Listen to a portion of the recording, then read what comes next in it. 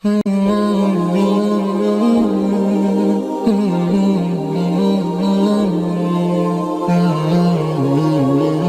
ونصلي ونسلم على رسوله الكريم اما بعد فاعوذ بالله من الشيطان الرجيم بسم الله الرحمن الرحيم ألم تر إلى الذين يزعمون أنهم آمنوا بما أنزل إليك وما أنزل من قبلك۔ اے پیارے محبوب صلی اللہ علیہ وسلم، کیا آپ نے ان لوگوں کی طرف نہیں دیکھا جو یہ دعویٰ کرتے ہیں کہ وہ ایمان لائے اس چیز پر جو آپ کی طرف اتارا گیا اور جو آپ سے پہلے اتارا گیا؟ یریدون ان یتحاکموا الی الطاغوت، پھر بھی وہ یہ چاہتے ہیں کہ وہ اپنے فیصلے سرکش کی طرف لے جائیں۔ وقد امروا ان یکفروا بھی، حالانکہ انہیں حکم دیا گیا ہے کہ وہ ان کا انکار کریں۔ ویرید الشیطان ان یضلهم ضلالا بعیدا، اور شیطان تو انہیں دور کی گمراہی میں ڈال دیتا ہے۔ وَإِذَا قِيلَ لَهُمْ تَعَالَوْا إِلَىٰ مَا أَنزَلَ اللَّهُ، جب انہیں کہا جاتا ہے اس چیز کی طرف آؤ جو اللہ تعالیٰ نے اتاری ہے، وَإِلَى الرَّسُولِ، اور رسول کی طرف، رَأَيْتَ الْمُنَافِقِينَ، آپ منافقین کو دیکھیں گے، يَصُدُّونَ عَنْكَ صُدُودًا، کہ وہ آپ سے منہ پھیر کر ہٹ جاتے ہیں۔ فَكَيْفَ إِذَا أَصَابَتْهُمْ مُصِیبَةٌ، پھر جب ان کو کوئی تکلیف پہنچتی ہے، بِمَا قَدَّمَتْ أَیْدِیہم، ان کے آگے بھیجے ہوئے اعمال کی وجہ سے، ثُمَّ جَاءُوكَ، پھر وہ آپ کے پاس آتے ہیں، يَحْلِفُونَ بِاللَّهِ، اللہ تعالیٰ کے نام کی قسمیں اٹھاتے ہیں کہ إِنْ أَرَدْنَا إِلَّا إِحْسَانًا، کہ ہمارا تو ارادہ صرف بھلائی کا تھا، وتوفیقا، اور ملاپ کا تھا۔ اولئک الذین یعلم اللہ ما فی قلوبہم، یہی وہ لوگ ہیں جو ان کے دلوں میں ہے، اللہ کو خوب معلوم ہے۔ فاعرض عنہم، آپ ان کو دفع کریں، وعظہم، اور ان کو نصیحت کرتے رہیں، وقل لہم فی انفسہم قولا بلیغا، اور ان کے ساتھ ایسی بات کریں کہ جو ان کے جی میں اتر جائے۔ وما ارسلنا من رسول الا لیطاع باذن اللہ، ہم نے جس رسول کو بھی بھیجا ہے صرف یہی حکم دیا گیا کہ اللہ کے امر کی اطاعت کی جائے۔ وَلَوْ أَنَّهُمْ إِذْ ظَلَمُوا أَنفُسَهُمْ، اگر یہ لوگ اپنی جانوں پر ظلم کر بیٹھے، جاؤک، آپ کے پاس آ جائیں، فاستغفروا اللہ، خود بھی اللہ سے معافی مانگے، واستغفر لهم الرسول، اور ان کے لیے رسول بھی مغفرت طلب کرے، لوجد اللہ توابا رحیما، تو یہ اللہ تعالیٰ کو توبہ قبول کرنے والا مہربان پائیں گے۔ فلا وربک، محبوب تیرے رب کی قسم، لا یؤمنون حتی یحکموک فیما شجر بینہم، یہ اس وقت تک مومن نہیں ہو سکتے جب تک کہ اپنے باہمی اختلافات میں آپ کو فیصل مقرر نہ کریں۔ ثم لا یجدوا فی انفسہم حرجا مما قضیت، پھر جو آپ نے فیصلہ فرمایا ہے اس کے حوالے سے اپنے دل میں تنگی بھی محسوس نہ کریں، وَيُسَلِّمُوا تسلیما، اور اسے کھلے دل سے تسلیم کریں۔ وَلَوْ أَنَّا كَتَبْنَا عَلَيْهِمْ أَنِ اقْتُلُوا أَنفُسَكُمْ، اگر ہم ان کے اوپر لازم کر دیتے کہ یہ اپنے آپ کو قتل کریں، أَوْ اخْرِجُوا مِن دِيَارِكُمْ، یا اپنے گھروں سے نکل جائیں، مَا فَعَلُوهُ إِلَّا قَلِيلٌ مِّنْهُمْ، سوائے چند لوگوں کے ان میں سے کوئی بھی عمل نہ کرتا۔ وَلَوْ أَنَّهُمْ فَعَلُوا مَا يُوعَظُونَ بِهِ لَكَانَ خَيْرًا لَهُمْ، جو انہیں کہا جا رہا ہے اگر یہ اس پر اس نصیحت کو قبول کریں تو ان کے حق میں بہتر ہے۔ او شد تثبیتا، اور وہ انہیں مضبوط ایمان پر کھڑا کرے گی۔ وَإِذًا لَآتَيْنَاهُم مِّن لَّدُنَّا أَجْرًا عَظِيمًا، اور اس وقت ہم انہیں اپنی طرف سے بہت بڑا اجر یعنی صلہ عطا فرمائیں گے۔ وَلَهَدَيْنَاهُمْ صِرَاطًا مُسْتَقِيمًا، اور ہم ان کی سیدھی راہ کی طرف رہنمائی بھی کریں گے۔ وَمَن يُطِعِ اللَّهَ وَالرَّسُولَ، جو اللہ اور رسول کی پیروی کرتا ہے، فَأُولَٰئِکَ، تو یہ لوگ ایسے ہیں، مع الذین، ان لوگوں کے ساتھ ہوں گے، انعم اللہ علیہم من النبیین، جن پر اللہ نے انعام کیا ہے، جیسے نبی، صدیقین، نہایت سچے لوگ، والشہداء، اور اللہ کی راہ میں شہادت پانے والے، والصالحین، اولیاء کرام، وحسن اولئک رفیقا، یہ لوگ، ان لوگوں کی رفاقت کس قدر عمدہ ہے۔ ذالک الفضل من اللہ، یہ اللہ کا فضل ہے، وکفا باللہ علیما، اور اللہ تعالیٰ جاننے کے لیے کافی ہے۔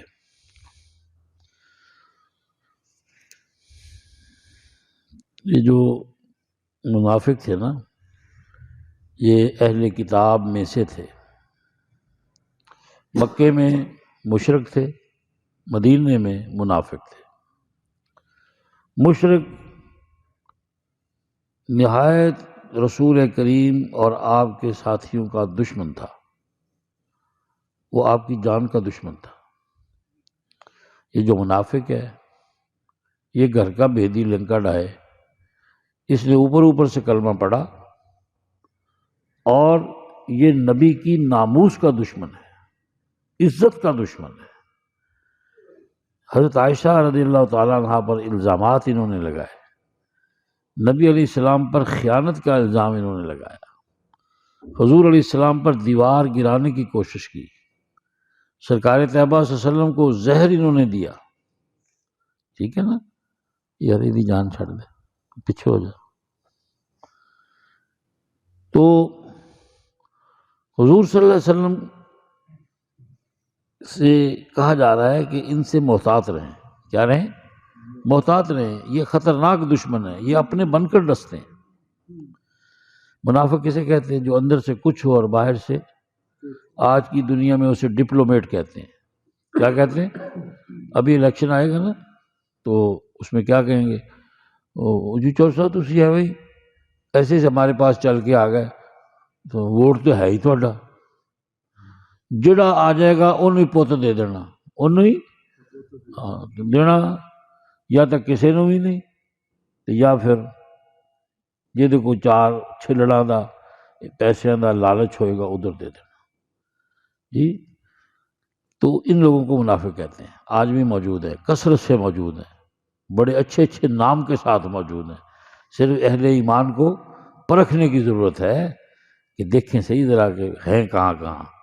مل جاتے ہیں دنیا میں، بازار میں ہر شے ملتی ہے، خالص بھی ملتی ہے، نہ خالص بھی ملتی ہے۔ تو جن سے اللہ کے نبی کو بچنے کا حکم دیا گیا ہے، حضور کی نسبت سے ہمیں بھی ان سے بچنے کا حکم دیا جا رہا ہے۔ یہ نہیں کہ وہ کتنا خطرناک ہوگا جس سے اللہ کہہ رہا ہے کہ آپ اس سے بچیں، تو پھر ہم نے نہیں اس سے بچنا، ہم نے بھی بچنا ہے۔ اللہ تعالیٰ ہماری حفاظت فرمائے۔ فرمایا ان میں ایسے بھی ہیں جو کہتے ہیں، دعویٰ کرتے ہیں کہ مصطفیٰ کریم جو آپ پر قرآن اترا ہے ہم اسے بھی مانتے ہیں، ہم اس سے پہلے تورات، انجیل، زبور، صحائف کو بھی مان چکے ہیں، پرانے یہودی ہے نا۔ اور حال ان کا یہ ہے کہ جب ان کو کوئی مسئلہ پیش آتا ہے تو اگر ان کو یقین ہو نا کہ فیصلہ رسول کی بارگاہ میں جائے گا اور ہمارے خلاف آئے گا، تو پھر یہ کسی اور طرف چل پڑتے ہیں، کسی اور طرف۔ اور جب ان کو یقین ہو کہ رسول کریم کی بارگاہ میں جائیں گے تو فیصلہ ہمارے حق میں آئے گا، تو پھر یہ آپ کی طرف آ جاتے ہیں، پھر یہ آپ کی طرف آ جاتے ہیں۔ اللہ تعالیٰ فرما رہے ہیں کہ آپ کے ہوتے ہوئے انہوں نے سرکش لوگ جو ہیں، دین کے دشمن لوگ جو ہیں، ان کے پاس ہی اپنے فیصلے لے کے جاتے ہیں۔ اور حالانکہ انہیں روکا گیا تھا کہ سرکش لوگوں کے پاس فیصلے لے کر نہ جائے۔ طاغوت کا معنی ہوتا ہے نہایت سرکش۔ اللہ تعالیٰ نے شیطان کو بھی طاغوت کہا ہے، اور دین سے ہٹے ہوئے لوگ جو ہیں، جو دین کی مخالفت میں بات فیصلے کی کرتے ہیں، اللہ ان کو بھی سرکش کہہ رہا ہے۔ سرکش کسے کہتے ہیں؟ انتہا درجے کا ظالم، انتہا درجے کا سفاک انسان، اسے سرکش کہتے ہیں، اور عربی میں اسے طاغوت کہتے ہیں۔ فرمایا کہ شیطان تو یہ چاہتا ہے کہ انہیں دور کی گمراہی میں ڈال دے جہاں سے واپسی کے راستے بند ہو جائے۔ جب انہیں کہا جاتا ہے آؤ اللہ کے رسول کی طرف، اللہ کے احکامات کی طرف، تو پیارے محبوب آپ منافقوں کو دیکھیں گے، وہ آپ سے منہ پھیر کر یسدون عنک کا صدودا، وہ ہٹ جائیں گے، وہ آپ کے پاس نہیں آئیں گے۔ کیوں نہیں آئیں گے؟ کہ آپ ان کی مرضی کا فیصلہ نہیں کریں گے۔ عمر رضی اللہ تعالیٰ عنہ کے دور کا یہ آپ کے حوالے سے یہ قصہ ہے کہ ایک یہودی جو اصل میں منافق تھا، اور ایک کھرے مسلمان کا جو ہے وہ معاملہ ہو گیا۔ اب وہ بھی بظاہر مسلم ہے کیونکہ منافق ہے، اوپر سے کلمہ پڑھتا ہے، اندر سے وہی ہے، اور جو دوسرا مسلمان تھا وہ بھی۔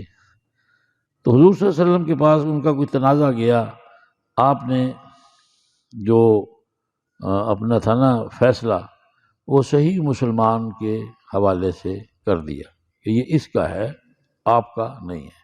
یا دوسری حوالے سے یوں کہہ لیں کہ بظاہر ایک مسلم تھا اور دوسرا یہودی تھا، تو فیصلہ جو ہے وہ یہودی کے حق میں حضور نے دیا کہ یہ چیز اس کی ہے، آپ کی نہیں ہے. اب اگر ایمان والا ہوتا تو رسول کے فیصلے کے اوپر گردن جھکا لیتا. کہنے لگا کہ ہم ایسے کرتے ہیں، عمر کے پاس چلتے ہیں، حضرت عمر کے پاس. حضرت عمر نے پوچھا تو یہودی کہنے لگا میرے حق میں فیصلہ ہوا ہے اور یہ پھر آپ کے پاس لے آیا. تو حضرت عمر نے کہا کہ آپ تھوڑی دیر ٹھہریں ذرا، میں فیصلہ کرتا ہوں. اندر سے تلوار اٹھا کے لائے، اس منافق کا جو گردن ہے اس کو اڑا دیا. فرمایا جسے محمد کا فیصلہ منظور نہ ہو، عمر کی تلوار اس کا فیصلہ کرتی ہے. عمر کی تلوار اس کا، وہ بظاہر مسلمان تھا، اندر سے منافق تھا. بھلا یہ ہو سکتا ہے کہ ایک اللہ کے نبی کا کلمہ پڑھنے والا ہو اور حضور ایک فیصلہ دیں اس کے حق میں ہو یا مخالفت میں ہو اور وہ اللہ کے نبی کا فیصلہ تسلیم نہ کرے؟ یہ کیسے ہو سکتا ہے؟ یہ تو آج بھی نہیں ہو سکتا. اگر کوئی ایسی حرکت کرتا ہے تو پھر وہ مومن نہیں ہے، پھر وہ ایمان والا نہیں ہے. جسے نبی کا فیصلہ منظور نہیں، وہ ایمان والا نہیں ہے. اللہ اکبر. فرمایا کہ جب انہیں کوئی ان کے کرتوتوں کی وجہ سے کوئی مصیبت آتی ہے، پھر آپ کے پاس آتے ہیں اور کہتے ہیں اللہ کی قسمیں اٹھا کے ہمارا ارادہ تو بھلائی کا تھا، وہ توفیق کا، میل ملاپ کا تھا کہ آپس میں ہم میلے جلے رہ جائیں. یا رسول اللہ بھلا آپ کے ہوتے ہوئے ہم اس کو فیصل بنا سکتے ہیں؟ یہ دیکھو ایسی خبیث قوم ہے جو یہ سمجھتی ہے کہ شاید نبی کو پتہ ہی نہیں چلے گا. ابھی نبی کے پیچھے تو خدا بیٹھا ہے، اور وہ خدا کیسا ہے؟ اولئک الذین یعلم اللہ ما فی قلوبہم. اس اللہ کو سب معلوم ہے جو ان خبیثوں کے دل میں ہے. یہ آپ کے پاس فیصلہ لے کر آنا ہی نہیں چاہتے، یہ جانا ہی ان کے پاس چاہتے ہیں. اور جب ان حضور کو خبر ہو جاتی تھی کہ مجھے چھوڑ کر فلانے کے پاس گئے ہیں، تو حضور کو مطمئن کرنے کے لیے کہتے تھے کہ ہم تو ایک میٹنگ سی کر رہے تھے کہ شاید اس کا کوئی جو ہے سولوشن نکل آئے، کوئی راہ نکل آئے، کوئی میل ملاپ کی صورت نکل آئے. یا رسول اللہ ہم تو مشاورت کے لیے گئے تھے، ہم کوئی اس کے پاس فیصلہ کرانے تھوڑی گئے تھے. اللہ فرماتا ہے تہاڈی بے ایمانہ دی ایسی تیسی خبیثہ دی، اللہ کو خوب معلوم ہے جو تمہارے دلوں میں ہے. فاعرض عنہم، نبی انہیں دفع کر. انہیں کیا کر؟ عارض کا معنی ہے دفع کر، انہیں ان کو ان کی حالت میں چھوڑ دے. وَعِظْهُمْ، لیکن منصب رسالت کا تقاضا پورا کرتے رہنا ہے، پھر بھی انہیں نصیحت کرتے رہو. وَقُلْ لَهُمْ فِي أَنفُسِهِمْ قَوْلًا بَلِيغًا، ان سے ایسے انداز سے بات کرو کہ ان کے جی میں تمہاری بات اتر جائے، ان کے دل میں تمہاری بات اتر جائے. وہ اسی کا ترجمہ ہے نا کہ شاید کہ تیرے دل میں اتر جائے میری بات، شاید کہ تیرے دل میں اتر جائے میری بات. قرآن کریم نے آداب تبلیغ بھی بیان کی ہے کہ قرآن اٹھا کے نہ کھڑے ہو جاؤ. ادعو الی سبیل ربک بالحکمہ والموعظۃ الحسنہ وجادلہم باللتی ہی احسن. 97ویں سپارے میں ہے کہ جب آپ کسی کو اللہ کی راہ کی طرف بلائیں تو اسے حکمت و بصیرت سے بلائیں، اور اگر جو آپ کا مخاطب ہے وہ آپ سے جھگڑنے لگے باللتی ہی احسن، تو جھگڑے کا وہ انداز ہو جو آپ کی شان کے مطابق. آپ کی شان کے مطابق کیا ہے؟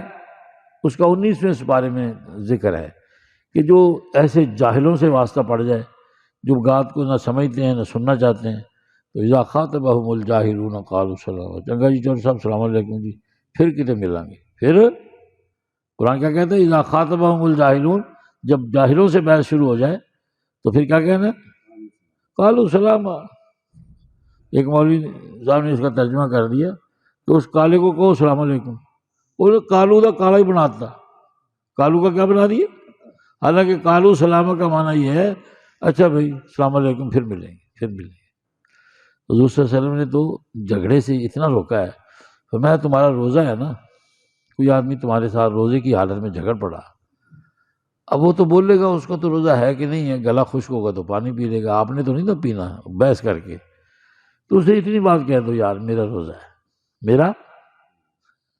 لیکن جب روزے دار کا ہی حیا نہیں ہوگا جس معاشرے میں، اس کے روزے کا کیا یا ہوگا؟ مسلمان تو ایسے کھاتے پھرتے ہیں، پھر کہتے ہیں جی ہم تو اللہ کے ماننے والے ہیں، ہم پر اللہ کا عذاب کیوں آتا ہے؟ رمضان شریف میں یقین جانے ایسے کھاتے پیتے چرتے ہیں کہ چوپائے بھی ایسے کھرلیوں میں نہیں چرتے جیسے یہ بازاروں میں کھاتے پھرتے ہیں، اور پھر کہتے ہیں جی کوئی رمضان کا احترام نہیں ہے، کوئی تقدس نہیں ہے، پھر کہتے ہیں جی اللہ کا عذاب کیوں آیا؟ جی بڑے صاحب رمضان سے زلزلہ آ گیا، رمضان وہ نہ تسی شراب چھڈو، نہ زنا چھڈو، نہ تسی روزے کا احترام کرو، تو تسی کلمہ پڑھ کے اللہ دے لاڈلے ہو گئے ہو، پھر تہاڈے تے عذاب نہیں آئے گا، پھر تہاڈی وہ چھترول کرے گا نا، کہ دماغ ٹھیک ہو جائے گا۔ ایک تو اس کے منکر ہیں، ساری دنیا کو پتہ ہے یہ اللہ کو مانتے نہیں ہیں، جو دعویٰ کرتا ہے کہ میں اللہ کو مانتا ہوں اور پھر وہ اللہ کی نہیں مانتا، اس کی زیادہ چھترول ہوگی۔ تمہارا اپنا بیٹا قصور کرے گا تو اس کی زیادہ چھترول ہوگی، کیونکہ اس کو اطاعت کا حکم ہے، وہ تمہارا اپنا ہے، اللہ نبی کا کلمہ پڑھنے والا اس کا اپنا ہے، جب وہ نہیں مانے گا تو اس کو سزا بھی زیادہ سخت ہوگی۔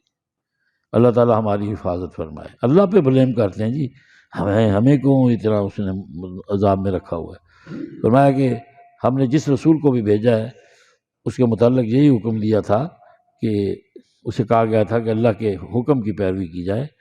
فرمایا پیارے محبوب صلی اللہ علیہ وسلم یہ لوگ جب اپنی جانوں پہ ظلم کر لیں، آپ کے پاس آئیں، آپ خود بھی اللہ سے معافی مانگیں اور آپ بھی ان کے لیے جو ہے وہ اللہ تعالیٰ سے مغفرت طلب کریں تو اللہ کو توبہ قبول کرنے والا مہربان پائیں گے۔ میں سن 2012 میں عمرے پہ گیا تو نماز مغرب میں مسجد نبوی کے امام نے یہ آیت پڑھی۔ اب میں آپ کو سکیچ سمجھانے لگا ہوں اس آیت کا۔ ہمارا یہ عقیدہ ہے اہل سنت والجماعت علماء دیوبند کا کہ رسول کریم صلی اللہ علیہ وسلم اپنے روضہ اطہر میں سن رہے ہیں، سماعت فرما رہے ہیں، اور جو آپ کے روضہ اطہر پر جا کر درود و سلام پڑھتا ہے، آپ نے فرمایا حدیث بخاری ہے، سمیعت میں محمد اسے سنتا ہوں، وہ اجیب میں اس کا جواب دیتا ہوں۔ مدینے کی حاضری اسی لیے ہے کہ رسول کی شفاعت نصیب ہو۔ جس نے یہ اب سعودیہ والوں نے اندر چادریں لگا دی ہیں، جالی ہے، اور مطلب پوری کوشش کرتے ہیں، پتہ نہیں کیا ان کی بدبختی ہے، سمجھ سے باہر ہے کہ رسول کی قبر اگر ایمان والا دیکھ لے گا تو ان کم بختوں کا کیا نقصان ہو جائے گا۔ لوگ کروڑوں روپیہ لگا کے وہاں جاتے ہیں، مواجہ شریف میں کھڑے ہوتے ہیں، وہ پتہ نہیں کون سے وہاں کھڑے کیے ہوئے ہیں، اور شرک شرک شرک شرک، اور قبر کے دیکھنے سے شرک ہو جاتا ہے۔ کوئی رسول سے تھوڑی مانگنے جاتا ہے، مانگنا تو اللہ سے ہے۔ یہ قرآن میں ہے کہ رسول تو سفارش کرتا ہے، رسول تو کیا کرتا ہے؟ لوجد اللہ تواب الرحیم۔ قرآن کی یہ آیت نکال دیں، پھر یہ آپ کی زندگی میں بھی اسی طرح ہے، آپ کی وفات کے بعد بھی اسی طرح ہے۔ اس امام نے یہ آیت پڑھی، اب روضہ اطہر بھی سامنے ہے، لاکھوں لوگ جو رسول کے روضے پر حاضری کے لیے آئے وہ پیچھے کھڑے ہیں، قبر بھی سامنے ہے، امام صاحب کھڑے بھی رسول کے مصلی پہ ہیں، اور دماغ ادھر چلا گیا کہ یا رسول اللہ یہ ساری دنیا کے اکناف و اطراف سے لوگ گناہگار آپ کو اپنے ساتھ لے کر اپنے گناہوں کی معافی مانگنے آئے ہیں، اللہ کے نبی آپ بھی اللہ سے سفارش کر لیں، اللہ کے نبی آپ بھی ان کی۔ اور ایسا رویا ہے اس آیت پہ، فاستغفر اللہ، یہاں ایسے پڑھ رہا تھا فاستغفر اللہ واستغفر لهم الرسول واستغفر لهم الرسول، اس پہ اس کی چیخیں نکل رہی تھی کہ یا رسول اللہ یہ خود بھی معافی مانگ رہے ہیں اللہ سے، واستغفر لهم الرسول، آپ بھی ان کے لیے مغفرت کی درخواست کر لیں، لوجد اللہ تواب الرحیم، تو اللہ تعالیٰ کو آپ توبہ قبول کرنے والا مہربان پائیں گے۔ تو جب دعا کی درخواست ایمان والا رسول سے کر سکتا ہے تو دعا کی درخواست ایمان والا ایمان والے سے بھی کر سکتا ہے۔ وہ لوگ بہت اچھے ہیں جو سلام دعا کرتے ہیں نا، تو جب بچھڑتے ہیں تو ایک ان میں سے کہتا ہے جی حضرت جی دعاؤں کی درخواست ہے، کیا کہتے ہیں؟ اور بولو نا یار، یہ کہتے تجھے گسے جی بیٹھے رہتے ہو، کیا ہے؟ دعاؤں کی درخواست ہے، وہ یہ کہتا ہے دعاؤں کی درخواست ہے، اور وہ بھی آگے سے کہتا ہے جی آپ سے بھی یہی درخواست ہے، آپ سے بھی، اور یہ اسی آیت کا ترجمہ ہے یار، اسی آیت کا ترجمہ ہے۔ قرآن کو سمجھو۔ ہمارے بزرگ بڑے اتنے نیک تھے، انہوں نے اپنے محاورے قرآن کی آیات کی روشنی میں بنا دیے۔ انہوں نے یہ کلمات بھی قرآن کی روشنی سے نکالے ہیں۔ جنہیں ہم ان پڑھ اور جاہل کہتے ہیں نا، ان کا قرآن کریم سے اتنا تعلق ہے کہ انہوں نے اپنے محاورے بھی قرآن سے بنا لیے۔ کیا ہے؟ وَاسْتَغْفَرَ لَهُمُ الرَّسُولُ، اللہ کا رسول بھی ان کے لیے استغفار کرے۔ اللہ تعالیٰ توبہ قبول کرنے والا ہے، مہربان ہے۔ جی دعاؤں کی درخواست، یہ دعاؤں کی درخواست ہی ہو رہی ہے نا۔ رسول کریم سے کیا ہو رہا ہے؟ دعاؤں کی درخواست ہو رہی ہے۔ اگر حضور صلی اللہ علیہ وسلم کے ساتھ یہ عمل نہ ہو تو حضور یہ نہ فرمائے کہ جو مکے میں آئے مدینے میں نہ آئے مجھے ملنے وہ بخیل ہے۔ حضور نے فرمایا کہ اللہ سے ملنے آیا ہے تو اللہ کے رسول سے ملنے نہیں آئے گا۔ جس نے اس کو اللہ سے ملایا ہے اس سے ملنے نہیں آئے گا، یہ تو بڑا بخیل ہے۔ اور پھر حضور صلی اللہ علیہ وسلم نے فرمایا کہ ہاں من زار قبری فقد زارنی، جس نے محمد کی قبر کو دیکھا اس نے محمد کو دیکھا۔ من زار قبری وجبت لہو شفاعتی، حدیثیں ہیں کہ جس نے میری قبر کی زیارت کی میں محمد کی شفاعت اس کے لیے لازم ہو گئی، شفاعت رسول ملتی ہے۔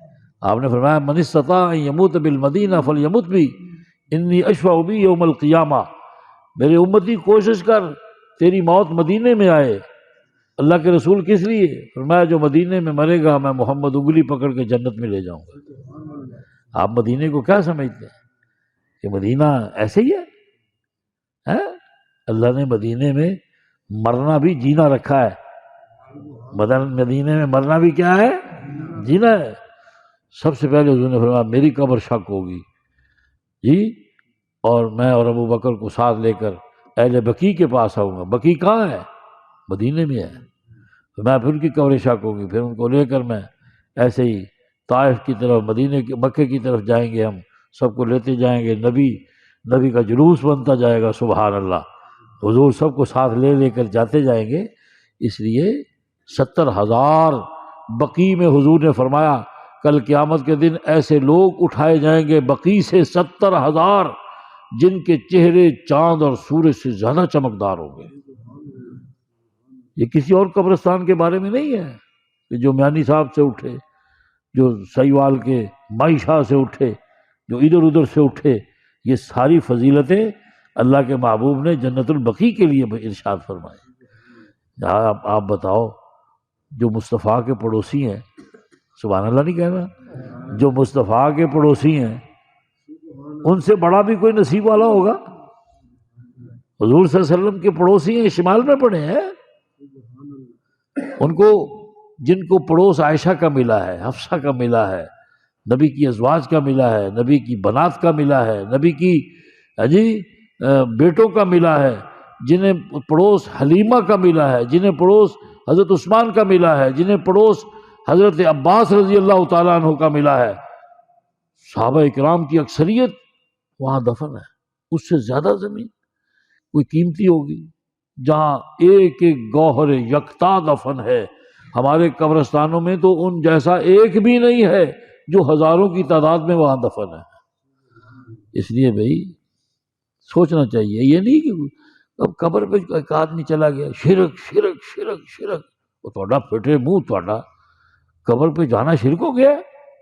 پتہ نہیں لانتی ٹولہ کہاں سے آ گیا یہ۔ حضور نے فرمایا کہ تیرا باپ کی قبر کی زیارت کرنا، باپ کی زیارت کرنا ہے، ماں کی قبر کی زیارت کرنا، ماں کی زیارت کرنا ہے۔ پیغمبر نے فرمایا ان کو قبروں کو تم مٹی کے ڈھیر نہ سمجھو، یہ جنت کے باغوں میں سے باغ ہیں، یہ جہنم کے گڑھوں میں سے۔ انہوں نے پتہ نہیں کیا سمجھا ہوا۔ لوگ اپنے اثاثے بچا رہے ہیں کہ لوگ آئیں ہمارے ملکوں میں آئیں، اثاثے بچا رہے ہیں۔ یہ سعودیہ والے ایسے بد دماغ ہیں، اپنے اثاثے مٹا رہے ہیں، اپنے اثاثے۔ میں جب گیا تھا تو حضرت عباس رضی اللہ تعالیٰ عنہ کی قبر موجود تھی 12 میں، جب 13 میں گیا ہوں تو وہاں ٹف ٹائل لگا کے اسے راستہ بنایا ہوا۔ انہوں نے مرنا نہیں۔ یہ تو شرک ہے، شرک شرک شرک، جو ہر چوک میں ان شراب خوروں کی تصویریں لگی ہوئی ہیں۔ یہ سلمان کی تصویر ہے، او دے ابے دی تصویر ہے، او دے ابے دی تصویر ہے، پورے مدینے میں ان بدماشوں کی تصویریں لگی ہوئی ہیں۔ تو تصویریں بت نہیں ہیں؟ تصویریں اللہ کے نبی نے کعبے سے مٹائی نہیں ہے؟ تصویر کو اللہ کے نبی نے بت پرستی نہیں کہا؟ وہ لگی ہوئی ہے، ان کی ہر ایک کی لگی ہوئی ہے، اور نبی کے صحابہ کی قبروں کا نشان بھی مٹا رہے ہیں، استغفر اللہ۔ ایک تو ہے نا گردش زمانہ سے قبر کا نشان مٹ جائے، وہ اور چیز ہے، ایک یہ ہے کہ تم خود مٹانا شروع کر دو۔ یہ تو رسول کریم صلی اللہ علیہ وسلم کی قبر کو بھی مٹانا چاہتے تھے، تاریخ اٹھا کے دیکھو۔ اور پھر حضرت علامہ شبیر احمد عثمانی رحمۃ اللہ علیہ نے ان سے 2.5 ہفتے ان کی پارلیمنٹ میں دلائل دیے، جب وہ تھا ان کا وہ سعود، دلائل دیے، اور دلائل میں ثابت کیا ہے کہ محمد کی قبر کو ختم نہیں کیا جا سکتا۔ اس کے بعد انہوں نے حضور کی قبر کو رکھا ہے، اس کے بعد انہوں نے حضور صلی اللہ علیہ وسلم کی قبر کو، یہ تو اس کو بھی بت پرستی، یہ داعش اٹھی ہے، یہ بزرگوں کے مزارات کو مائنز لگا کے اڑا رہے ہیں۔ ابھی قبروں والوں کا کیا قصور ہے؟ مروں کو بھی آرام سے نہیں رہنے دیتے۔ بت پرستی، اگر یہ سارا کچھ غلط ہے تو رسول کریم نے قبرستان میں جانے کے لیے کیوں حکم دیا ہے؟ السلام علیکم یا اہل القبور من المؤمنین والمسلمین انتم لنا سلف ونحن لکم تبع وإنا انشاءاللہ بکم لاحقون۔ نبی نے یہ قبرستان والوں کی دعا کیوں سکھائی ہے؟ حضور اپنی وفات سے پہلے 8 سال کے بعد صلی رسول اللہ صلی اللہ علیہ وسلم علی قتل احد بعد 8 سنین، کہ اللہ کے نبی نے 8 سال بعد شہدائے احد کا جنازہ پڑھا پھر، اور ان کو ایسے الوداع کہا کالمودع للاحیاء، جیسے ایک زندہ آدمی اپنے مہمان کو، گیسٹ کو چھوڑنے جاتا ہے تو الوداع کہتا ہے، ایسے مصطفیٰ کریم نے اپنے صحابہ کو الوداع کہا موت سے پہلے۔ یار یہ وہ نہیں ہے جو تم کہہ رہے ہو، یہ وہ ہے جو رسول اللہ کہہ رہے ہیں، جنت کا باغ ہے یا جہنم کا، ایسے نہیں۔ قبر پہ اگر یہ کچھ بھی نہیں ہے تو قبر پہ ٹیک لگانا کیوں منع ہے؟ قبر پہ تھوکنا کیوں منع ہے؟ قبر کی طرف پیشاب کرنا کیوں منع ہے؟ جنازہ اگر کچھ بھی نہیں ہے اس کو آستہ لے کر چلنا کیوں کہا گیا ہے؟ اگر مرا ہوا کچھ بھی نہیں ہے اس کے جنازے کا حکم کیوں ہے؟ اس کے غسل کا حکم کیوں ہے؟ اس کے جنازے کی برات کا حکم کیوں ہے؟ اس کے قبر میں اتارنے کے بعد اس کے لیے دعا کرنے کا حکم کیوں ہے؟ اسلام واحد مذہب ہے جو زندہ انسان کی بھی عزت کرتا ہے اور مرے ہوئے کی بھی، بولو نا، عزت کرتا ہے۔ یہ پتہ نہیں اسلام کے نام پر کہاں دنیا کو لے جانا چاہتے ہیں۔ ہم کہتے ہیں غلط ہے، قبر والوں سے مدد مانگنا ٹھیک نہیں ہے، ان کو سجدے کرنا ٹھیک نہیں ہے، ان کو رکوع کرنا ٹھیک نہیں ہے، ان کی منتیں چڑھانا ٹھیک نہیں ہے۔ جو غلط ہے وہ غلط ہے۔ اب قبر تو غلط نہیں ہو گئی، قبر والا تو غلط نہیں ہو گیا، اس کے اوپر خرافات کرنا، کنجریاں نچانا، یہ عرسوں کے موقع کے اوپر ہاں جی نشے کا بیچنا، زنا کا کرنا، یہ گدی نشینوں کی خباثت ہے۔ اس میں ان بزرگوں کا کیا قصور ہے؟ بتاؤ نا۔ بزرگ تو ہمارے محسن ہیں۔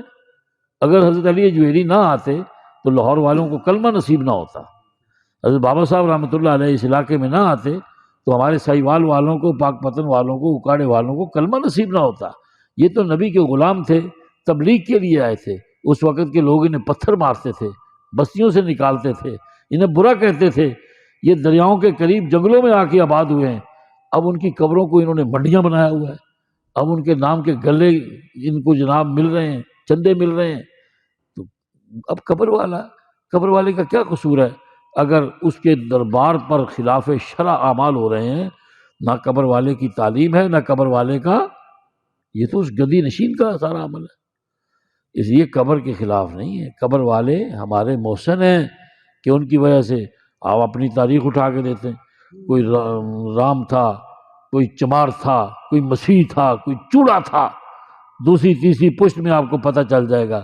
یہ بر صغیر کے بزرگان دین جو یہاں تشریف لائے ہیں، ان کی محنت کا اثر ہے کہ ہم غلامان محمد صلی اللہ علیہ وسلم بنے ہیں۔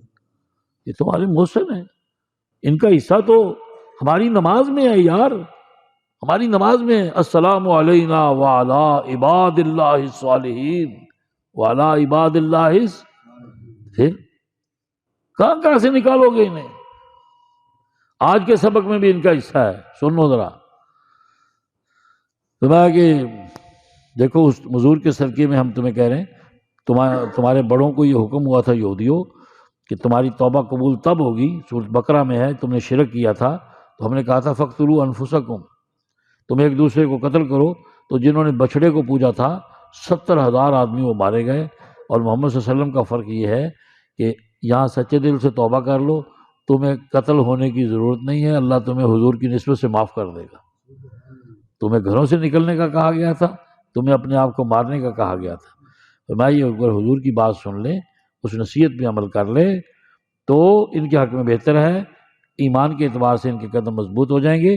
ہم ان کو اپنی طرف سے بہت بڑا صلہ دیں گے اور ہم انہیں صراط مستقیم عطا کریں گے۔ اب سنو رسول کی پیروی کا اللہ اجر کیا عطا کرتے ہیں۔ فرمایا جو رسول کی اطاعت کرتا ہے اللہ نے ان کی سیٹیں ان کے ساتھ بک کر دی ہیں، ریزرو کر دی ہیں جن پر اللہ کا انعام ہوا ہے۔ ہم ہر نماز میں کہتے ہیں صراط الذین انعمت علیہم، اللہ ان لوگوں کی راہ پہ چلانا جن پر تیرا فضل ہوا ہے۔ وہ کون لوگ ہیں؟ فرمایا النبیین، سب سے پہلے نبی ہیں، صدیقین، سبحان اللہ، جن کی زبان پر ساری زندگی جھوٹ نہیں آیا، ایسے سچے، ایسے سچے۔ ہمارا سپریم کورٹ کہتا ہے جی یہ صادق بھی ہے، امین بھی ہے، اس نے کبھی سچ بولا ہی نہیں، اس نے کبھی سچ بولا ہی نہیں۔ تو صدیق کہتے ہیں اس کو جس کے شعور میں بھی جھوٹ نہ ہو، جس کے شعور میں بھی، ہاں زبان تو چھوڑو، شعور میں بھی جھوٹ نہ ہو۔ ان کالوں کو میں چیلنج کر کے کہتا ہوں، صدیق کے دشمنوں کو، ایک بھی جملہ، ایک بھی زندگی کا کردار ابو بکر کا ایسا لے آؤ جس میں جھوٹ ہو، جس میں فراڈ ہو۔ تو جب وہ صدیق ہے، اس امت کا صدیق اکبر ہے، اللہ اکبر، کیا ہے؟ صدیق تو اور بھی ہیں، اللہ نے اس کو یہ شان بخشا ہے کہ وہ صدیق ہے۔ بولو یار ڈرتے کیوں ہو؟ ہم چلے جائیں گے جیل، پہلے بھی گئے ہیں اس نام پہ، کوئی نہیں، تمہیں کچھ نہیں ہونے دیں گے، تم اب محفوظ ہو، ڈالا آئے گا ہمیں لے جائے گا، پہلے بھی لے جاتا ہے۔ تو آپ فکر نہ کریں، آپ کی جگہ مولوی صاحب قربانی کا بکرا ہے، بلکہ اب تو چھترا ہو گئے ہیں، اس لیے تمہیں پریشانی کی ضرورت نہیں ہے، تم محفوظ ہو، ہاں کوئی روڑا نہیں۔ انشاءاللہ ہزاروں سال پہلے اللہ اگر جنت میں لے گئے تو آپ سے پہلے جائیں گے، کیونکہ جیلوں کا مسئلہ اور ہے، جیلوں کا مسئلہ، ہاں جی، اللہ تعالیٰ بچائے، ہم تو دعا کرتے ہیں آپ کے لیے۔ فرمایا کہ نبی ہیں، صدیقین ہیں، شہداء ہیں، صالحین ہیں۔ دیکھو صالحین کا معنی اولیاء کرام ہے بھائی، اولیاء کرام ہیں، اولیاء کرام ہیں۔ فرمایا ان کی رفاقت وحسن اولئک رفیقا، ان کی رفاقت کس قدر اچھی ہے، ذالک الفضل من اللہ، اللہ کا فضل ہے محبوب، وکفا بہ باللہ علیما، اللہ کو خوب معلوم ہے۔ تو ہمیں تو ملنی چاہیے نا بھائی رفاقت ان کی، کہ نہیں ملنی چاہیے؟ ہے کہ کوڑا کوڑا تھو تے میٹھا میٹھا ہپ، یہ منافق دی نشانی ہے۔ ساڈے واسطے تو سارا کچھ قابل عمل ہے، ہم نے تو دل و جان سے رسول اللہ کو مانا ہے۔ اللہ ہمیں مرتے دم تک اسی پر رہنے کی توفیق دے۔